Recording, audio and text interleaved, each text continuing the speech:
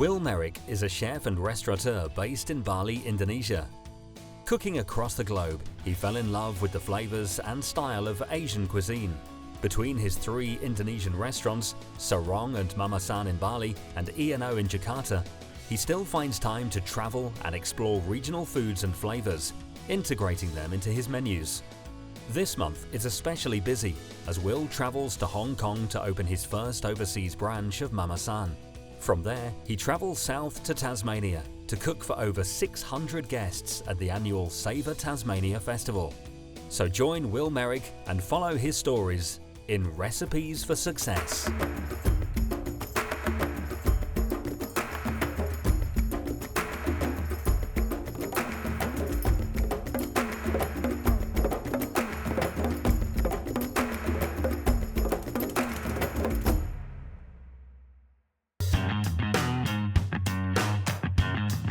Will Meyrick has been living and working with his family in Bali for 9 years. He opened Sarong in 2008 and has consistently won accolades, including being placed in the top 5 best Asian restaurants in 2011 in the Singapore World Gourmet Summit. Now, with a number of restaurants under his belt, Will is an extremely busy man. With syrup. Yeah. So add a little bit of sugar in it should be alright, no? Part of my work-life philosophy and what I do with my restaurants is to take inspiration from the environment around me and infuse it into everything I do. So I like to get out of town and explore. Whether it's finding a sambal from an ibu-ibu in Lombok or a recipe from North Bali, I like to be inspired by what's around me. Wow, look at this. Gelatinous yumminess. This is a small cashew farm out near Lavina in the northern part of Bali. I like to source a lot of my produce from small farms like this one and help empower the local community. Okay, so ini yang buah, ini apa yang biji. Okay, and yang proses untuk bersihkan apa? First baru dicuci, lalu dibakar. Terus selama 1 menit, lalu dikupas terus bisa dimakan. Okay, bisa makan langsung. Yeah. Okay, bagus ya. And I also think it's important to give back a little. Recently, I've become involved with the Bali Children Foundation, and I'm hoping to work with the organization to help benefit children from underprivileged backgrounds get a start in the restaurant industry. The great thing about cooking is that you can travel. You can also do food styling. There's so many things that you can do with F&B and with cooking. Will has an arrangement with the Bali Children Foundation to provide scholarships and opportunities for young men and women to work with him in his restaurants in Bali. Gonna have to come in here and get some snails because I've got to cook for the kids and I've got to look for some snails. So that's what I'm going to do now. I've already got a couple and it's going to look for a few more. And basically we're trying to forage food that they can get really, really easily because it's hard for them because they live on 200,000 rupiah per month. So chicken is a novelty for them, but snails, lillet, all that kind of stuff is what is accessible. So here we go. Here's a couple more. So the idea is take basically a bumbu gede or bumbu ganap, yeah, basic. And then we'll also do, you know, mie godok, but with telur, yeah. So basically the idea is, in a Western term, it's very like spaghetti, some spaghetti carbonara. I also find it's very important to train these young kids, because to be honest, they are the future of the restaurant industry in Indonesia. All right, thank you guys, makasih, thank you for coming. Hope you enjoyed it, and hopefully see you in Sarong. Well, it's great to get out and about in Bali. I've got a lot on my plate in these next few weeks, and I need to get the ball rolling.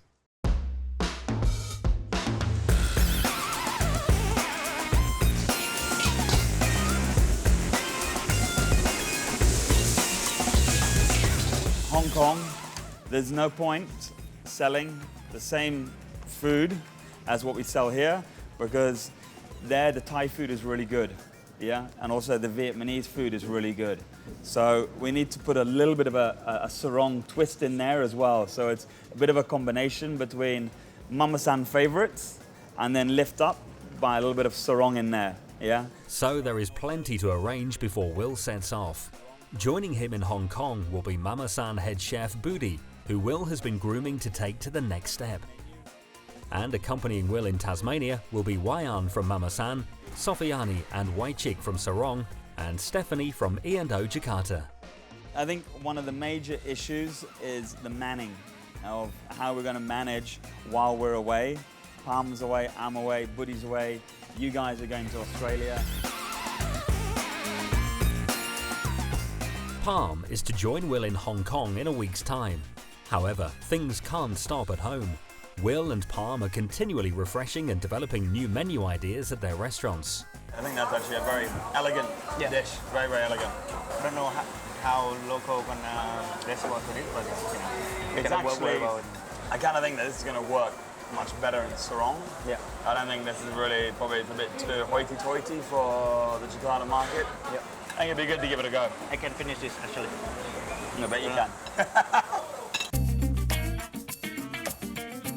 Food is only one part of a new restaurant. Will also has to organise the visual look and design style. Wicked.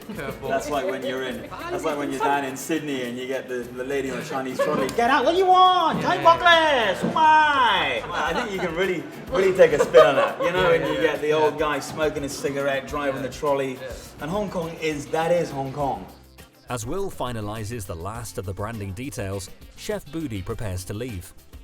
In line with Balinese custom, Budi's family prepare and perform a number of ceremonies intended to seek permission from the ancestors and to ask for protection and good health during the trip to Hong Kong.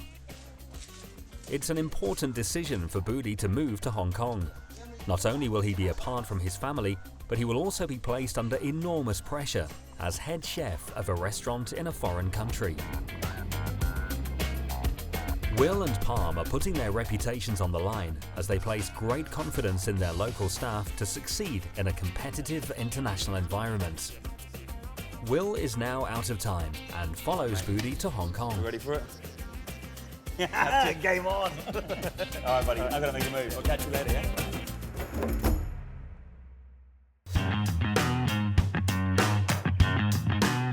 Arguably, no other city in the world boasts quite as extensive a dining scene as Hong Kong. Humble local eateries are just a stone's throw from fine dining and celebrity-run restaurants, and all can lay claim to some of the best food in town. Contributing greatly to the scene is Dining Concepts, a company that develops and manages some of the most successful dining outlets throughout Hong Kong and the region. Founded and driven by prominent restaurant entrepreneur Sandeep Sakri, the group operates 22 quality, high-performance restaurants. And Mama San is one of the latest in their stable. Will is someone who understands Asian food extremely well and brings his Western sensibilities into the Asian food, and he presents it very well. So that is something which is slightly different for this market. It's just not another Thai, Vietnamese or any Indonesian restaurant. It's an Asian restaurant, Pan-Asian restaurant with a difference. And with Will's Australian influence on his understanding of Asian food, we thought it would be great to have him on board and open something in Hong Kong and give people of Hong Kong something very, very special and make an impact.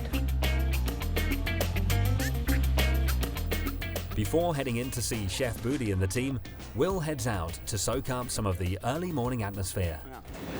We're going to walk. This is after the night market, and it feels like everything's wound down. And this is where a lot of the gambling happens, all down these back alleys. And you can also see, some of the ladies here that, are left over from the night before. It's something that, this is Hong Kong Island. It's merged between everybody. And it's a 24-hour city. Life just goes on here.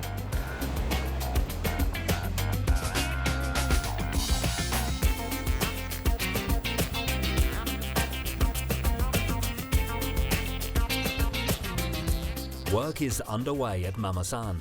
There is a great deal to prepare before the restaurant can open. Chef Budi is arranging his master preparation list with Will's PA Wulan, while Archer tries to get a handle on a challenging new drinks menu, far removed from the sweet-style cocktails of Bali. I'm walking to Mama San. I'm just in Central. Mama San's in Wyndham Street, which is the heart of Hong Kong Island.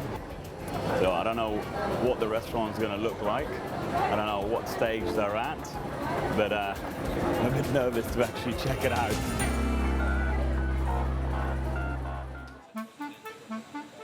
Budi is finding it hard to communicate with the local staff and is still sorting out paperwork rather than being creative in the kitchen.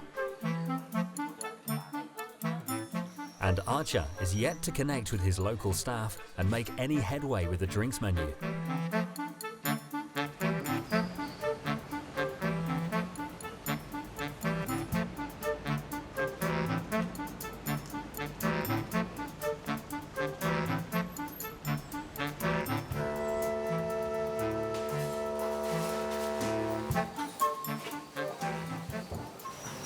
Hey, are you Roy? Yeah? What the fuck is going on with that sign outside? Like, it is a bag of shit. Let me say something. I'm the manager in this restaurant. Manager? What manager? Are you general manager? Are you operationals manager? I'm the general manager in this restaurant. So that will be about the project. You can talk to Anita, or I can have you to call her coming down. Can you call her now, please? I need to talk to her. No problem. Because I'm pissed, man. This is just not good enough. Sorry to lose it at you, but I mean, first thing is the sign needs to be right. And if it's not right, it needs to be sorted out. I understand. And also, there's other shit going on here, like the cabling on there is pretty dodgy. Let me have a look further in here. Hi, Anita is someone they're looking for you about the signage. Is something wrong? The guy is really angry and then so upset and talking to me. So can you come down, please? I can't fucking believe it. If you look at the wall's fake. It's not real. They've used a fake one. In Bali, it's real. And then we put a PU on it and age it.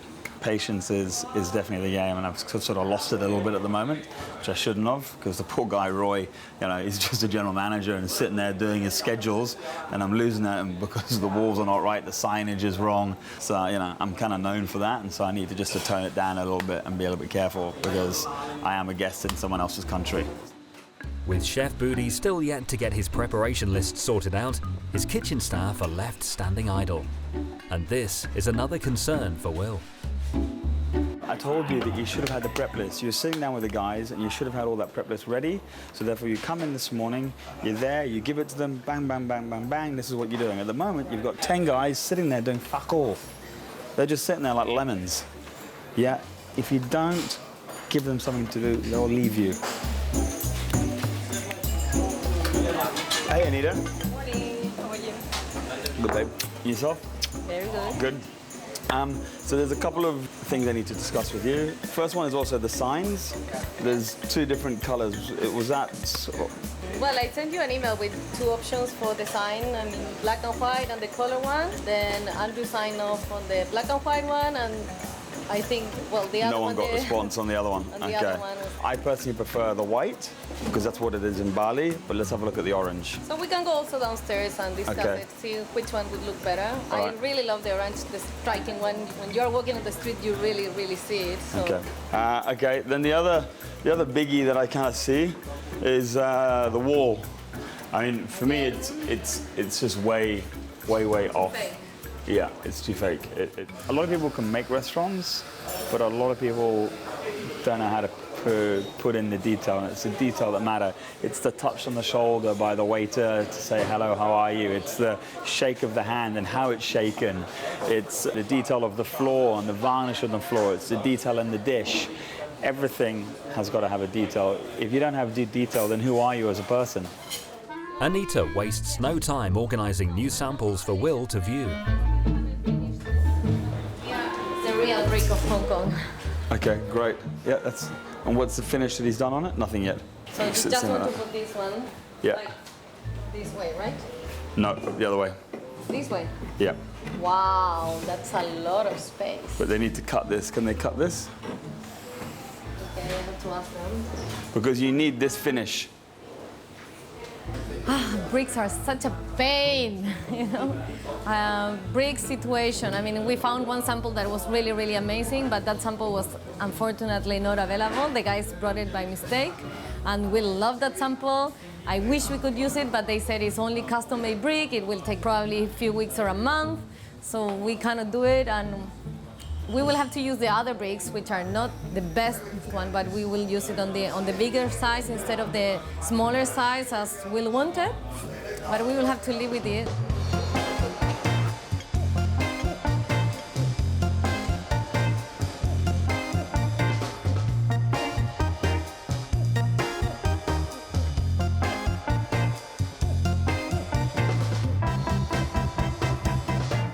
So today I've come in, first thing was the sign was wrong.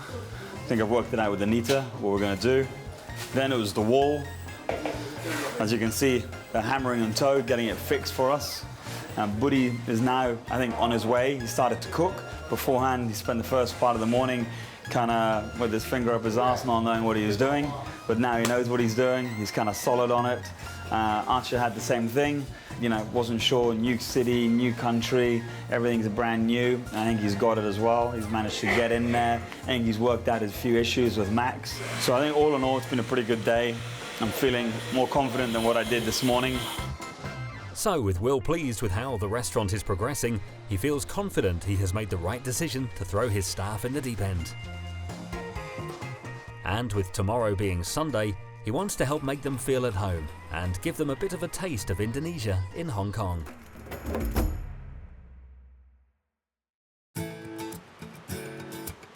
It's really important that these guys feel at home in Hong Kong because this is their new home. And I want the staff to feel that Hong Kong is a great place to live and that Mama San is a great place to work. Staff turnover can be a real killer in the industry, and so it's important to create a good vibe. Here, so many people in here across the road, and never see in Bali. In Bali, not too a lot of people like here. And it's also great for me to see the reaction of guys like Budi who have never been to a city like this.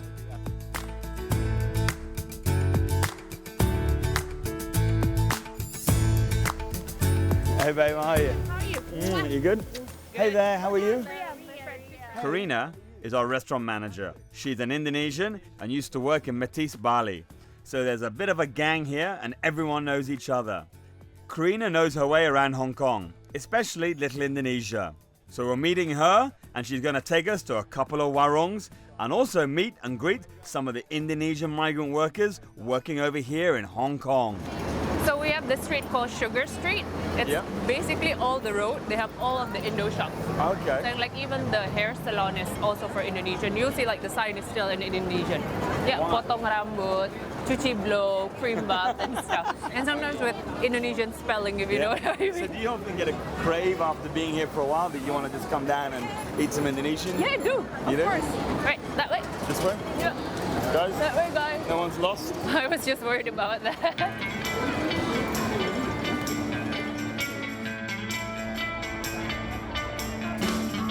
We're in Victoria Park. This is the heart of Indonesia on a Sunday. Basically, you could be anywhere in Java, you could be in Bali, you could be in Padang, Sumatra, and this is where everyone comes and hangs out because they work really hard in pretty tough conditions as well, and this is their time to relax. So normally, on a clear day, this is just packed with Indonesians, and everyone's here eating all their favorites, the nasi kuning, the bembek, the bakso.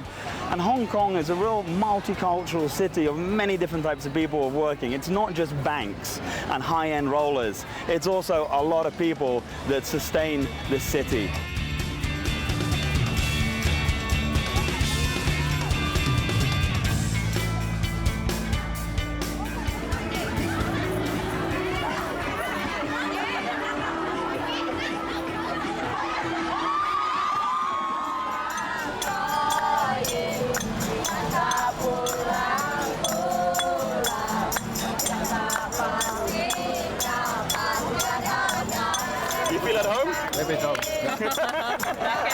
You feel like a stranger, like me. You're not the only one. I'm translating to start. You're translating? Well, you can translate to me as well. Because I don't know what it is. I'm just pretending I know it, clapping like an idiot. Exactly. You know what, this reminds me of Bandung, where my wife comes from. Because in Bandung, everyone's singing there on the street, on the side of the road.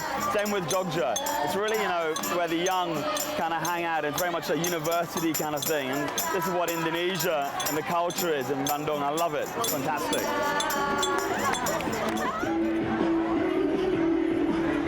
Dangdut is a type of Indonesian folk and traditional pop music.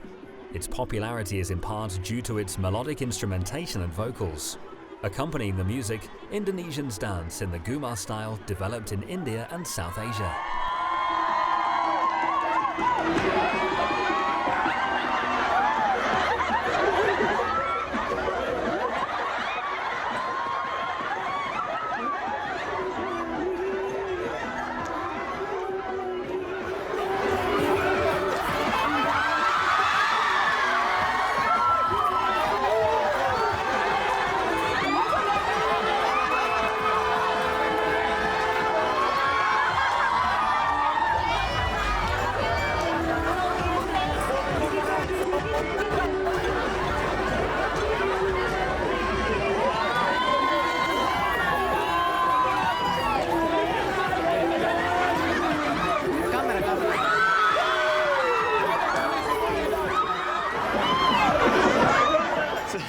I love the gandut. It's a typical kind of Indonesian. It's where everyone gets together and it's kind of fun. And I tell you what, that gandut juice came out of me and I was busting the move.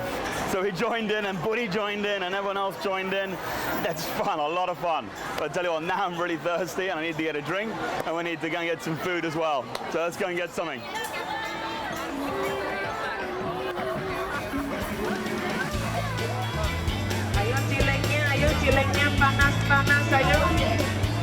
I'm a chef and I love eating in fine dining restaurants, but you know, I love the taste of street food and I draw a lot of my inspiration from these type of places. Here you go, here's your nasi kuning. There we go. Where my sayang, yeah? So Yoga, you happy? You've got your place to eat? You got your comfort? Yeah? Yeah. Young girls, how come you didn't dance? Man, you're a good dancer. Malu ya malu. Yeah, well, it's been a good day. I've got my dancing techniques better, my gendo. I've felt the guys, I've made them feel safe. And what they say, this is the capital of Indonesia in Hong Kong. And that basically sums it up for me. And I feel that I can walk away from this and they're going to feel happy. So next week is game on, it's full on, and it's going to be hard work for the kids. Let's hope that they make it. Otherwise, I'm going to be freaking out.